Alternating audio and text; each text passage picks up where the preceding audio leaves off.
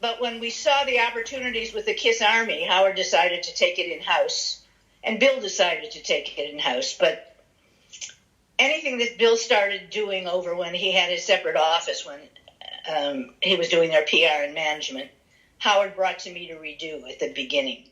Mm-hmm. So I decided I would call myself Bob Steele and be the executive director of the Kiss Army.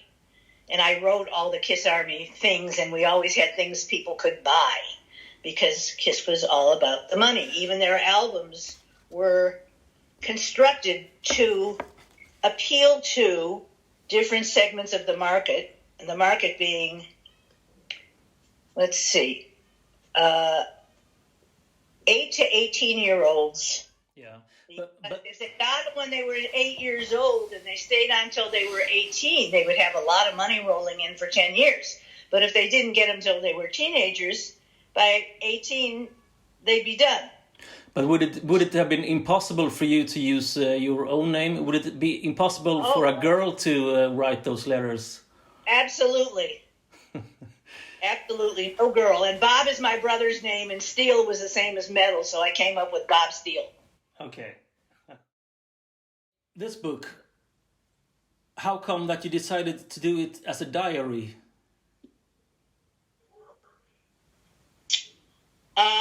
It was the easiest way to track.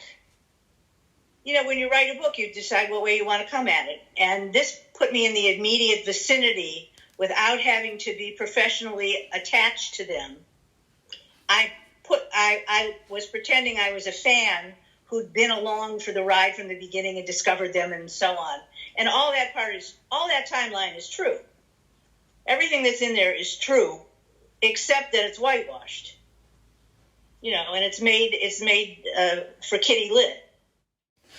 Well, in this book, it has been, debated what date Kiss was formed. And nowadays, Kiss says it was January 3rd. And the first time this date was used was in your book. Would you say this is an accurate date? Did Kiss... Oh, it may not. It may not be, but it may be. Well, well, Ace had just joined the band in late 72, and they had not done their first gig January 3rd, 73. So I'm just curious where you got this date from, January 3rd. Oh, well, I might have made up those earlier dates. Mm-hmm.